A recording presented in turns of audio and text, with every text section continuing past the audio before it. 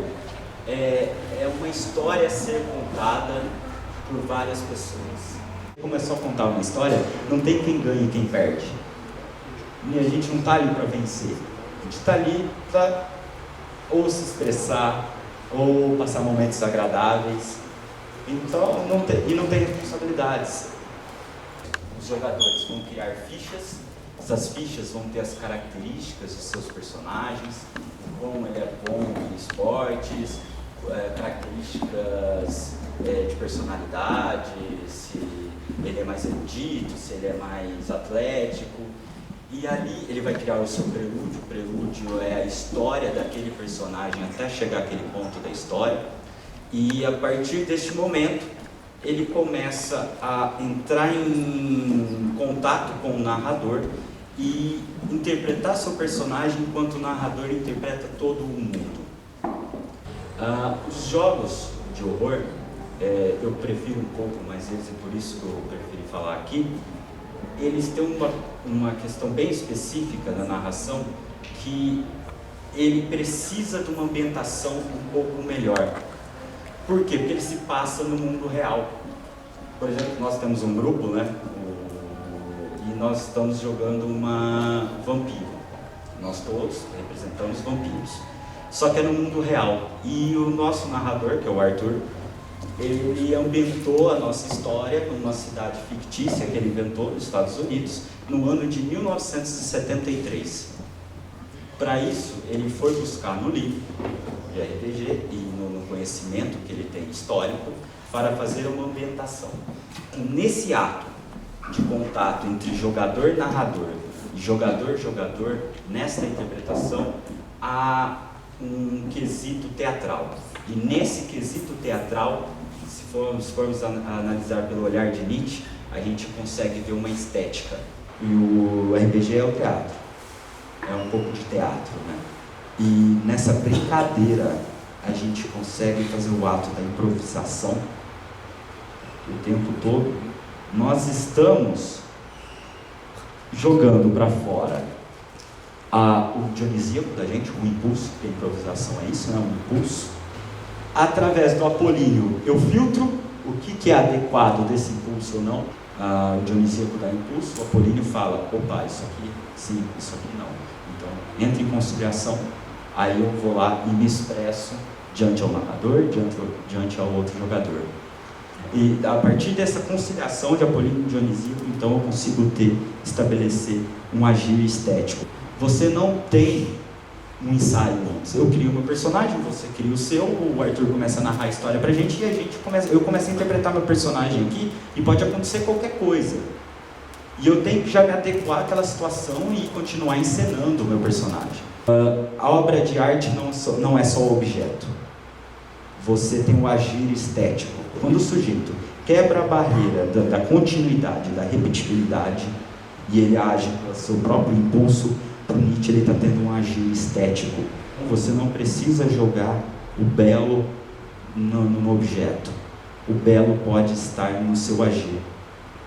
Você vai lá, você vai fazer uma escultura, vê o que tem dentro de você, o que você pode colocar na obra. Você então exerce lá a sua vontade e a partir desse momento essa vontade retorna para você e você começa a modificar sua visão perante as coisas. A partir daquela obra eu vou ter contato, né? Se eu ter contato com a obra, o que ela me passar, eu vou olhar o mundo de forma diferente. Olha como é a contemplação estética do Nietzsche. A contemplação estética se dá justamente no momento em que a obra te modifica. É por isso que o Nietzsche vai ser chamado de filósofo dos artistas. Porque a arte muda o mundo, e não o mundo muda a arte. Para explicar como que eu tive essa concepção de arte no jogo, eu vou ter que entrar em dois conceitos básicos de Nietzsche, que é a relação de dionisíaco e apolíneo, e o conceito de vontade de potência. Para Nietzsche, não existe uma vontade de potência. Não é você querendo, como algumas leituras rasas, dizendo que você quer sobressair sobre o outro. Não. São várias vontades do sujeito que elas estão em conflito o tempo todo e cada hora uma sobressai sobre a outra. Para ele, assim como para Schopenhauer, tudo é dotado de vontade. Ela está em tudo. Não é só no indivíduo, embora a maior análise dele seja no eu, na psique, como isso se dá na psique. Se existe um concreto ali, é porque as substâncias que são compostas do concreto têm uma vontade de permanecer daquele modo. Não existe uma vontade una, universal. Como cada coisa tem sua vontade, elas estão em conflito o tempo todo. E a partir do momento que tem conflito o tempo todo, uma hora um ganha e o outro perde. E existe esse devir em tudo, inclusive em nós mesmos. O indivíduo para Nietzsche não existe. Por quê? O que é a palavra indivíduo? Ser que não pode ser dividido. A gente entra no ser inteiro, íntegro. Como que se tem um monte de vontade sua, tem um monte de instinto em você, tem um monte de desejo. Cada uma sobressai uma hora. Está em aquele conflito dentro de você, está aquela crise. Como a gente vai falar que você é inteiro? Que você não muda, que você é imóvel? É impossível. Querer a verdade é confessar-se incapaz de a criar. Para Nietzsche, nada é, tudo está. Eu sou assim. Eu estou negando toda a minha vontade, então. Entra na questão de ser e estar de novo. Não, eu não sou assim, eu estou assim. Amanhã eu posso ser diferente. Assim como a verdade, nós percebemos que para Nietzsche ninguém é igual. Se eu sou o mesmo, eu vou entrar numa repetição. Se eu sou outros, eu posso criar o tempo todo. O sujeito autêntico é aquele que percebe o seu impulso e consegue efetivar o seu impulso. Tá? O Apolíneo lembra racional, forma. Dionisíaco não, é só um impulso. A gente chama o Nietzsche também de poeta. Nos seus próprios livros de filosofia, ele está sendo poeta. Ele pega o que se tem de história, de história da mitologia grega, ou seja, de Apolo, Dionísio, e reinventa esse conceito. E ele vai estar o tempo todo fazendo isso. O Apolo, ele logo é uma expressão de vontade, só que mascarada, porque existe o racional. O mundo apolíneo, o mundo racional, nos dá a ilusão de que estamos criando um mundo harmonioso, de exatidão, de ordem e etc. A razão acredita que pode dominar a vida por meio de artifícios reflexivos, tais como a sua capacidade de calcular, medir e ordenar as coisas. Nietzsche falava no Ecce Homo, ele falou: compreenderam-me, só sou um apóstolo de Dionísio. O Dionísio, uma das características gregas dele, e isso Nietzsche não cria, de fato, ele é deus do vinho, né? É a embriaguez. Só que a embriaguez não só pela bebida, pode ser a embriaguez da contemplação estética. Dionísio simboliza as forças obscuras que emergem do inconsciente, pois que se trata de uma divindade que preside a liberação provocada pela embriaguez, por todas as formas de embriaguez, a que se apossa dos que bebem, as que se apodera das multidões arrastadas pelo fascínio da dança e da música, e até mesmo a embriaguez da loucura com que o Deus pune aqueles que desprezam o culto.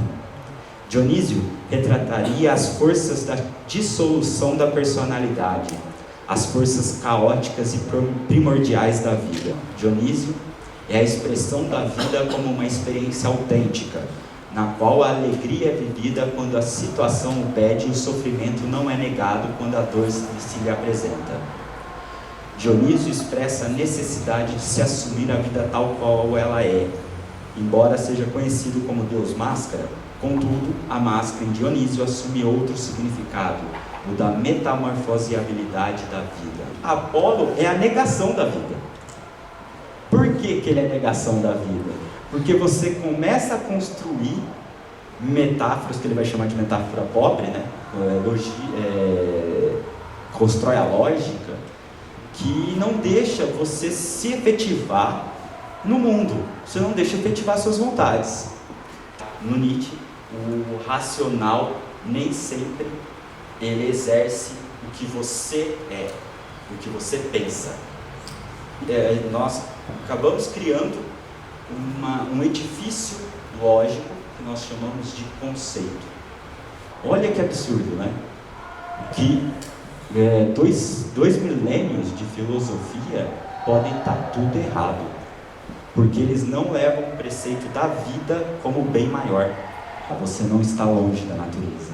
Você é um ser da natureza como outro qualquer.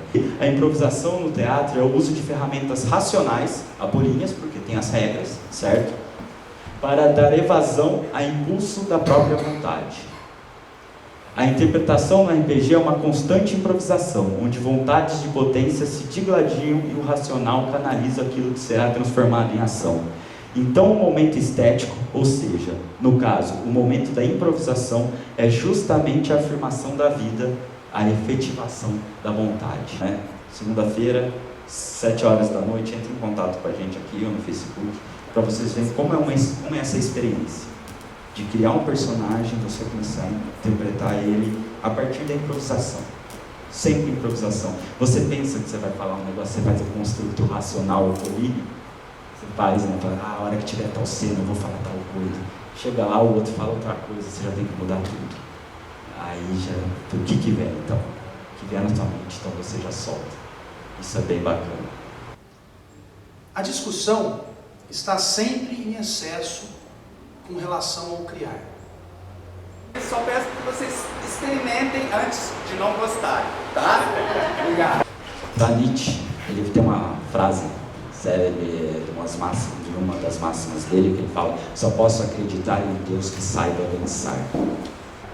A única coisa que eu tenho certeza é que eu estou vivo. Então qual que é a medida para todas as coisas? É a própria vida.